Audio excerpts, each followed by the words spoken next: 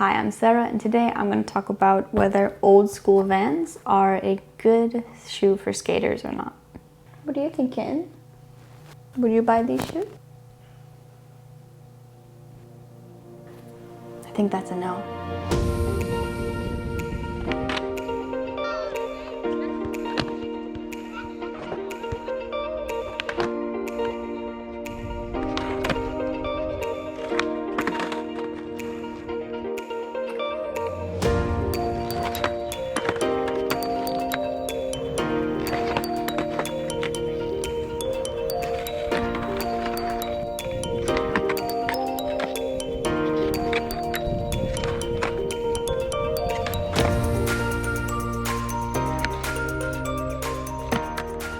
Now, the first thing I'd like to be very clear about is that these are old school Vans, not old school Vans Pro, which I did not know when I purchased them.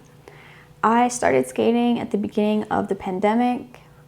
All stores were closed.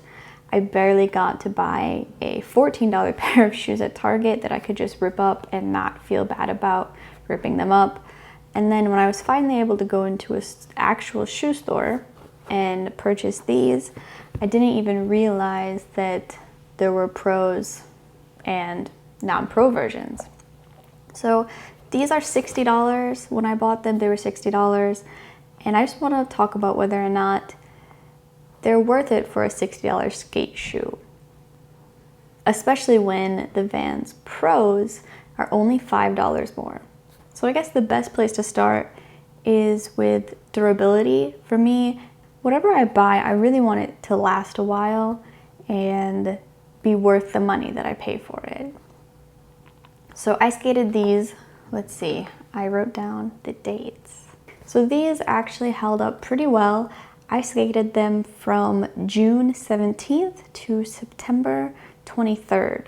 So I was skating almost every day for about 40 minutes to an hour if I was lucky. And for a shoe that lasted a couple days over 3 months, that's not bad. That math works out to about $20 a month, which is definitely not what I want to pay for shoes, but so is the existence of a skater. So to talk about how durable they were, we can just look at the wear on the shoe. When I first got the shoe, I immediately hot glued this toe cap because I do a lot of freestyle. And when I bought these shoes, I was doing almost all freestyle when I bought these shoes. So I hot glued this, which worked out wonderfully. It made this last really long. And then I did just countless ollies, tons of ollies. I'm not into flip tricks yet, but you can see that I really tore through this. I just super glued this back together, but this has completely opened up. There's a giant hole over here, which you can kind of see. But yeah, I ripped a huge hole into that. I also just glued that one over the other day, and you can see that I was starting to rip through the canvas that is on the side of the shoe. It even somehow ripped through this part a little bit. There's a little bit of ripping in this canvas. There's more. You can see you're getting holes into the canvas that's underneath the outsole. A little hole right there and there. The laces did not last very long, so I almost immediately swapped those out for some Kevlar laces. The stitching was not super durable, so a few times I went through and I also hot glued the stitching right through here so that this would not fall off. I did start practicing some heel flips with this, so I got a little bit of damage over here, which is quite a bit of damage actually considering how many of them I did. Not that many. If you look at the bottom of the shoe, there's quite a bit of wear down here on the bottom. There's only one actual hole, which is right here, but there's another hole was being worn through right here. That probably would have only taken a few more sessions to poke through there. I do a ton of switchblades, so I'm not surprised at all that I wore through, especially the front foot. I'm always not just adjusting my foot, but switchblades really probably wore this down. Also quite a bit of damage right here, like underneath the laces. if you can see that right here. Oh, one other thing is even on like the tongue, which is incredibly thin, I also got quite a bit of damage there. Probably from Casper's. I mean, once I started ripping through here, I started making contact with the insoles, which I didn't want to ruin because they're not the original insole. And I decided to retire these. Now, my non-dominant foot, which as of right now I can't use as much as I'd like to, really did not have much damage. Yeah, I don't really have that switch game yet, so there's not much damage on this shoe. I did start to learn some switch ollies, so there is minimal damage over here, minimal wearing of the outsole. I did also rip through this canvas with the little bit of switch ollieing that I learned. I was able to rip through there very quickly. I also somehow put this strange rip in here. I have no idea how that happened, but that ripped. Minimal wear on the bottom of my shoe. This is probably just from scooching my foot back and forth when setting up for ollies and frontside 180s and those kinds of things. So these were actually pretty durable. I mean, for 3 months of rather heavy skating, they definitely lasted pretty well. However, I never want to purchase these shoes again for the following 2 reasons.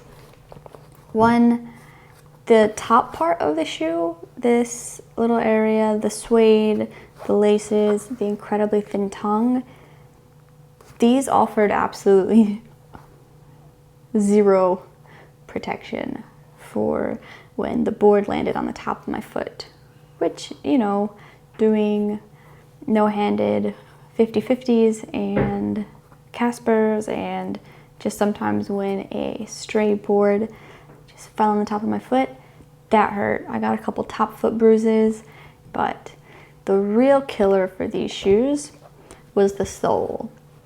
I didn't actually even realize how terrible the sole was until I got new ones.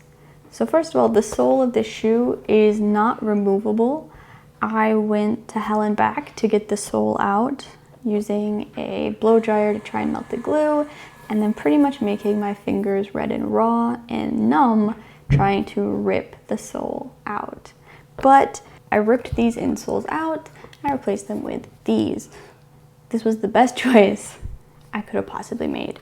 So let me show you what the stock insole in these, which I repeat is non-removable, it is glued into the shoe, looks like. This is it. This is the top little cloth piece that goes on, and then basically the bottom is this super thin, cheap little foam. And you can see even back here, like this is still kind of attached to the cloth part of the insole. It was very thin, just ridiculously thin. I mean, there was absolutely no protection whatsoever offered by this tiny little piece of foam. It's not the worst insole that I've ever stepped on, but I mean, I just didn't know that when I went to buy my first pair of Vans for skateboarding. And trust me, I wish I did, because I would have definitely bought the ones with the removable insole so that I could replace it if I wanted to, or enjoy just a nicer upgraded insole. So the lack of the protection on top and the insole were my 2 biggest gripes with the shoe. Every time I fell hard on my ankle, I could just feel the shock like go up through my ankle and my knee, and it was just horrible. Once I switched the insoles out to these, then I really realized how terrible these insoles were. Yeah, so I don't mean to rag on Vans or to tell you not to buy Vans, because I like these. The shoe that I'm currently skating is an old school Vans Pro, and I can very happily tell you that my experience with that shoe is 1,000 times better. I didn't even have to replace the insole. They're wonderful. Vans are a good skate shoe. in general, I think. But I just kind of want to warn new skaters who, like me, might have accidentally purchased the old school Vans and not the old school Vans Pro. So warning to you, if you're going to skateboard in this shoe, get the Pro and spend the $5 extra. It's totally worth it. 100%. 100% worth it. And that's my cautionary tale for this week. I hope that you enjoyed the video and that maybe you learned something from it or can sympathize with me because maybe you also accidentally skated an old school Vans. But you know what? Maybe you skated the shoe and thought it was fine. You know, everyone's a little bit different.